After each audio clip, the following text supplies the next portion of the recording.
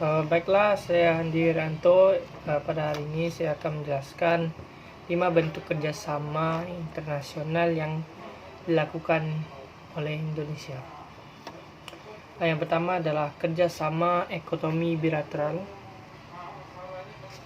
Kerjasama bilateral ini adalah merupakan bentuk kerjasama ekonomi yang terjadi di antara dua negara. Contoh kerjasama ekonomi bilateral ini adalah kerjasama Indonesia dengan Korea Selatan.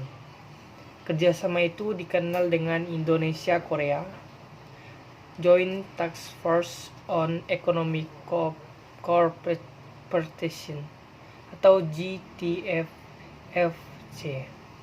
yang melakukan pertemuan pada tahun 2007 dan kemudian pada tahun 2011 GTFC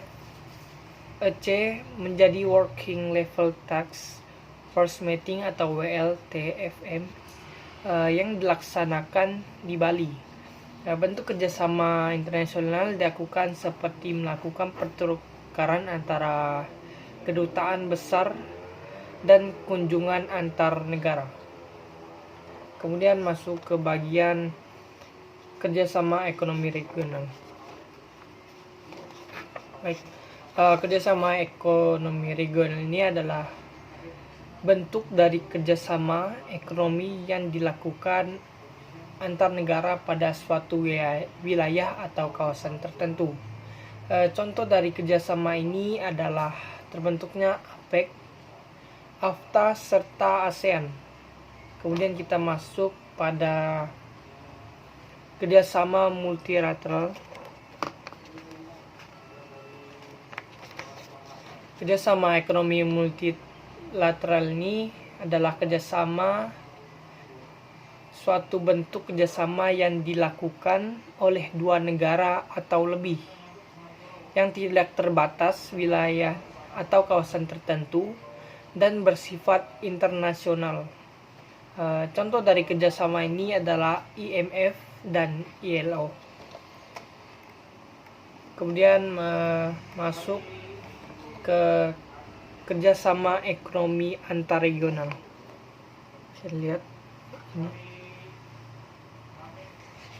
Kerjasama ekonomi antarregional ini adalah bentuk kerjasama ekonomi yang dilakukan dua lembaga ekonomi regional atau lebih.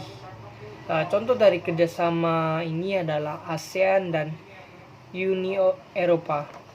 Kemudian yang kelima yaitu bisa dilihat